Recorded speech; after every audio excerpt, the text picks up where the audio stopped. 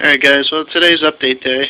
I know I didn't do one last week, but honestly nothing has changed in the tank, so I didn't think it was necessary. Um, anyway, this week something actually changed. My parrot cichlids went and laid eggs again, but what I thought was pretty interesting is they dug out, I don't know if you can see the difference here, but they dug out a huge hole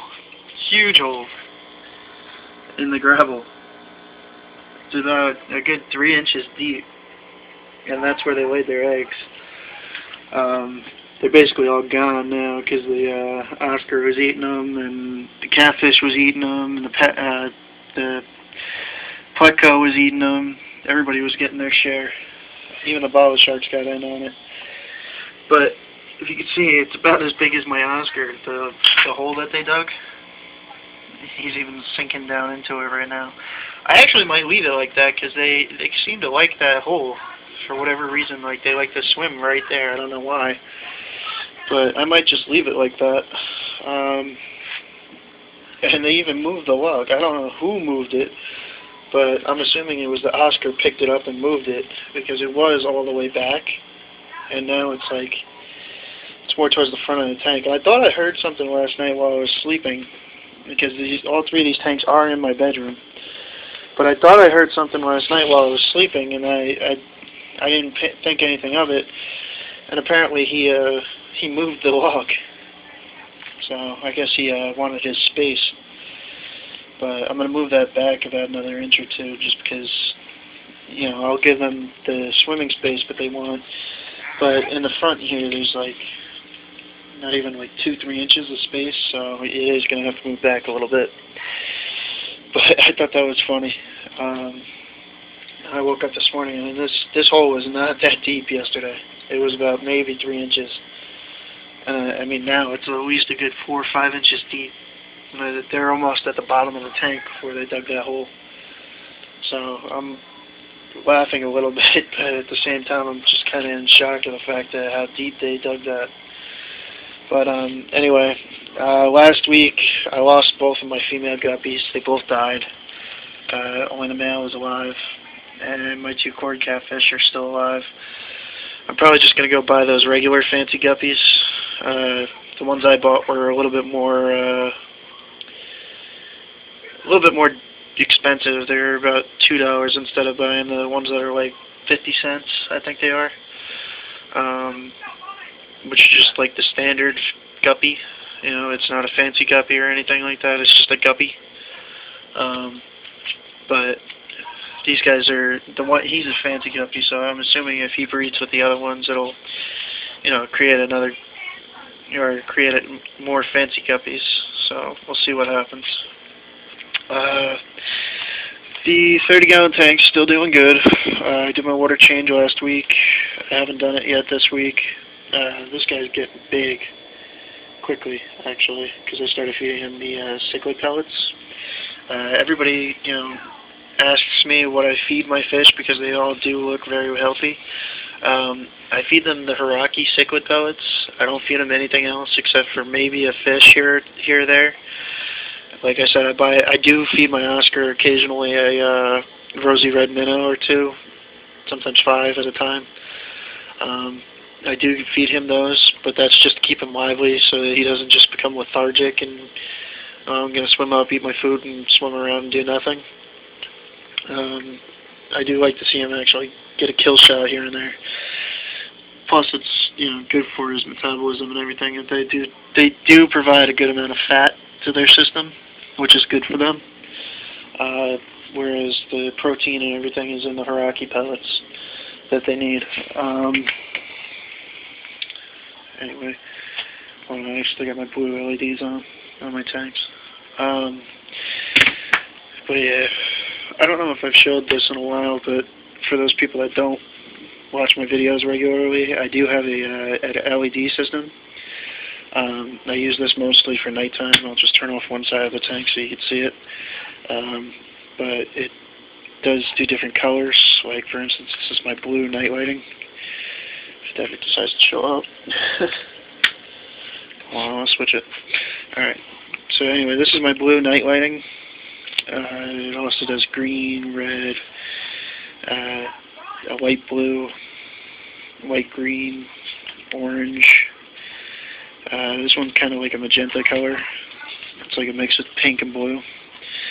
This is a light, like a cyan, like teal color.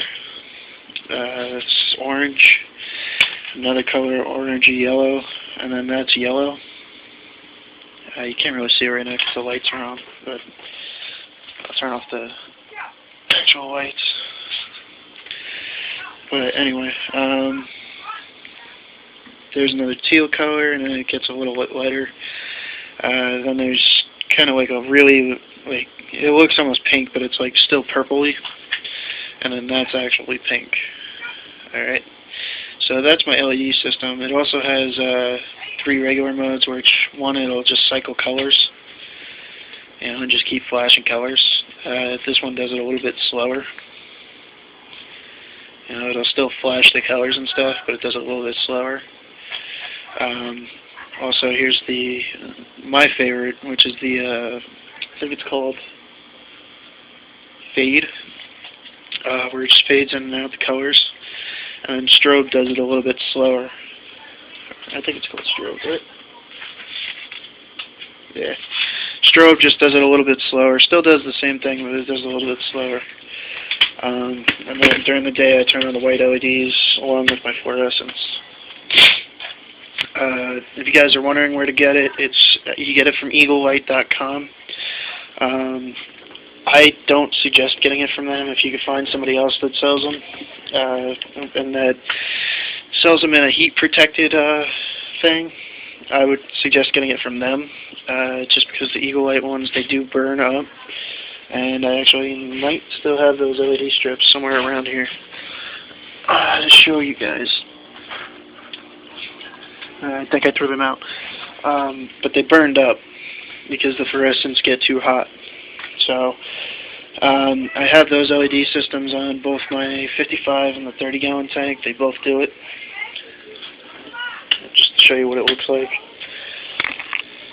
If I decide to just, you know, show off and show everybody. Alright. So, I mean, they're basically, the one goes a little bit quicker than the other, usually, because it takes a second or two to catch up. But, you can see they're both basically doing the color changes at the same time. But it is pretty, you know, impressive. My brother's friend Brian was actually pretty impressed with it. He thought it was pretty cool because he's never seen something like that on a fish tank before. But anyway, everybody's doing good. Everybody's healthy except for the female guppies. My dog is trying to knock over my 10-gallon tank right now. But, yeah, anyway, I know this week I made it a little bit long, but I did short you guys on last week, so. Any other questions? I know a lot of people have been asking me questions about fish tanks. You know, feel free to ask them. I'll do my best to answer them. You know, I'm not a fish expert. I'll tell you that right now. I've only had tanks for a year, so you know, I'm not a fish expert. But I am pretty knowledgeable. You know, because I have gone through just about any type of fish problem that you could think of. You know, just because over the past year, you know, I went from a 10-gallon to a 30-gallon to a 55 now. And this is actually my first 55-gallon, as well as that was my first 30-gallon, and, you know, that was my second or third 10-gallon tank. You know, I had 3 different 10-gallon tanks, and this one I just bought. I gave my cousin my other one. His channel, if you want to look him up, is I'll include it in the description. I think it's CVan0148, but I could be wrong. I probably am wrong, actually. But I'll include it in the description if you guys want to check out his channel. He's got a very large goldfish in his 10-gallon tank, and he's looking to get a bigger tank, probably a 27-gallon. I think it was. Marineland makes a 27-gallon tank. It's a cube, and he's looking to change over to that. But he's got a lot of my old fish. He's got my mollies. He's got my gourami, my old red beta. His sister has my blue beta, and that's in just like a big 2-gallon bowl, fish bowl. But yeah, he's got a lot of my fish. I think only two of his fish, 3 of his fish are his fish. You know, the Molly's bred, and he's got one little baby Molly, the goldfish, and a bristlenose Pleco. But all the other fish were mine. Like I said, you know, all the tanks are doing good. If anybody has any questions, feel free to ask. And if you guys are looking for like an LED system similar to mine, where you can turn off the fluorescence at night, and still see your fish, by just pressing, wrong button. By pressing a button and checking them out in blue, which is considered moonlighting. The Eagle Light system is a good system, but it just doesn't work. Just be prepared to replace the strips, quite frequently. I have two sets now, and they're both the 2 LED strips on my 55-gallon. Each one of these fluorescent hoods has 1 strip, and I have a wire running in between here, right here, that goes between them, and the actual controller is in here on this hood. And then there's a little wire that I taped up over here, which is actually the sensor. Some TV channels or some TV remotes, I'm telling you right now, are going to pick up the color. For instance, I'll show you my TV remote. All right, I have a Vizio plasma TV, and this is the remote for it. But you'll laugh because if I press 1, it turns on the moonlight, and it's actually stronger than the actual remote that comes with it. So, like, if I'm laying in bed and I hit that button, it actually changes the colors of the tank.